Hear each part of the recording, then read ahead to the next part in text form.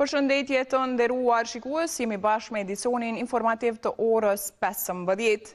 Lista serbe sërish ka dorëzuar sot një ankesë në gjykatën kushtetuese të Kosovës lidhur me zgjedhjen e nën-kryetarit të kuvendit nga radhët e komunitetit serb, duke pretenduar se janë shkelur kushtetuta, rregulloria e punës së kuvendit, si dhe aktgjykimi i mëparshëm i gjykatës kushtetuese.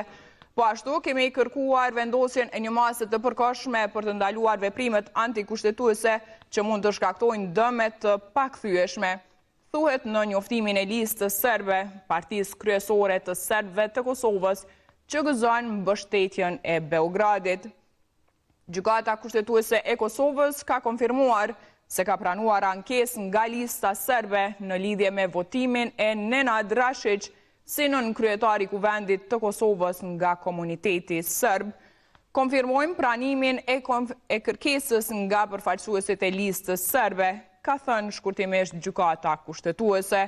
Kuvendi i ri i Kosovës u konstitua me 10 tetor me zgjedhjen e Nenad Rashić si nën-kryetar nga radhët e komunitetit serb.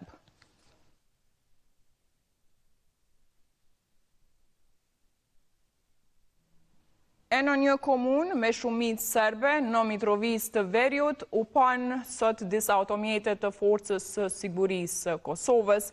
Pamjet janë publikuar nga mediumi lokal Kosev.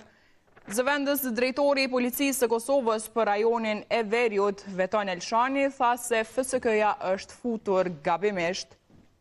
Sipas Elshanit, pjesëtarët e FSK-s u përgjigjën se kishin gabuar vendodhjen dhe menduan se ishin në Mitrovicën e Jugut. Na thanë se kishin gabuar vendodhjen dhe se mendonin se ishte Mitrovica Jugore, ka thënë Elshani.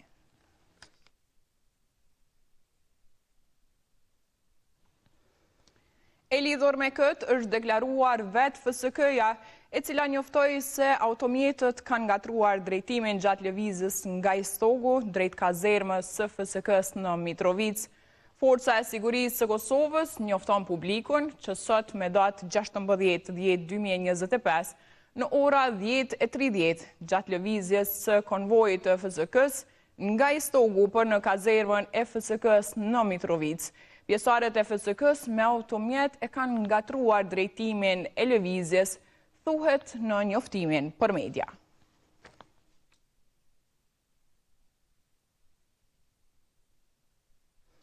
Kurse komandanti i forcës së sigurisë së Kosovës, Bashkim Jashari, ka deklaruar se kanë kontaktuar me ekipin e FSK-s që kanë hyrë gabimisht në veri dhe se për këtë janë duke përgatitur disa masa të brendshme. Po, kemi kontaktuar pasi janë pjesëtarët tanë që kanë ngatruar rrugën. Do të sqarojmë të gjithë rastin se si kanë ndodhur. Sa i përket masave, këto janë procedura të brendshme. Sigurisht që ne jemi angazhuar për to dhe besoj se do të arrijm tek pikat e duhura, deklaroi Jashari.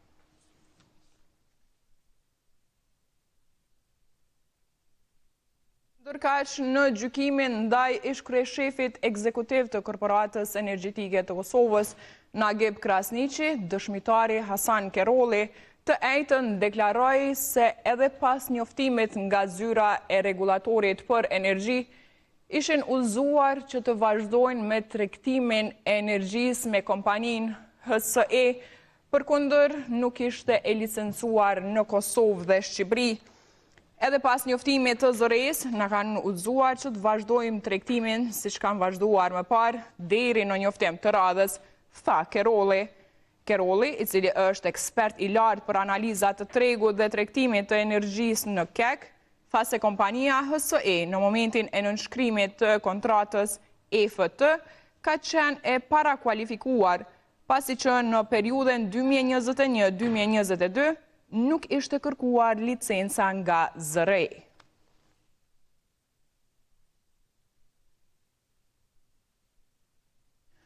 Ndërkohë, nesër nga Kosova po mbahet një protestë në Shqipëri si mbështetje për krerët e luftës.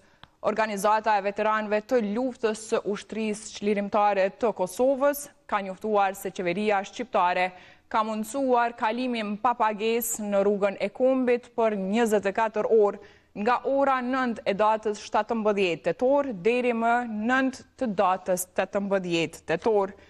Kjo në nder të protestës që do të mbahet më 17 tetor në Tiranë, duke filluar nga ora 17 në shenjë kundërshtimi ndaj, siç thuhet, padrejtësive karshi ish krerëve të UÇK-s që po gjykohen në Hagë.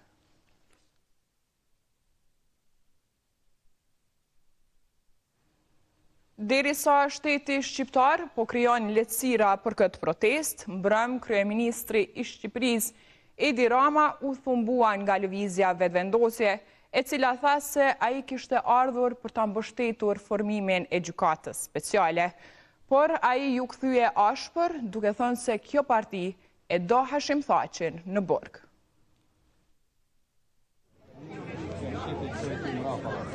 Raporti mes tyre jo gjithmonë ishte kaq i afërt. Kryeministra shqiptar më shumë se përqafime patën akuza me njëri tjetrin.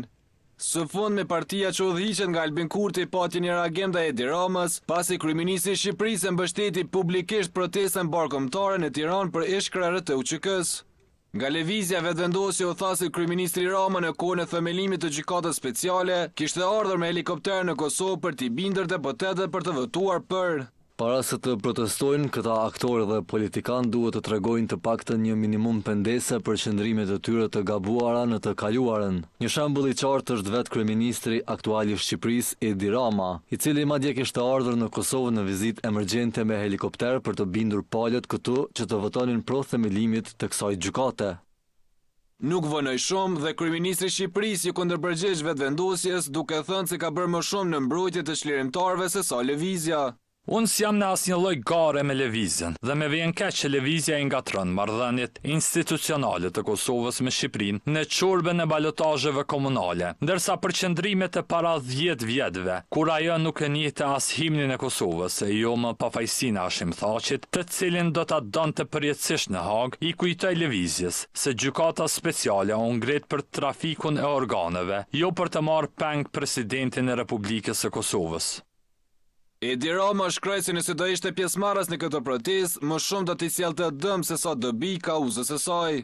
Unë as nuk jam organizator, e as nuk jam folës si protestës gjithkombëtare, drejtësi për çlirimtarët, të cilën e mbështes me gjithë zemër, e do t'i bashkohesha si pjesëmarrës i thjesht, nëse nuk do t'isha i vetëdijshëm se çdo politizim me dashje ose joja asaj nisme do të dëmtonte qëllimin dhe popularitetin e saj.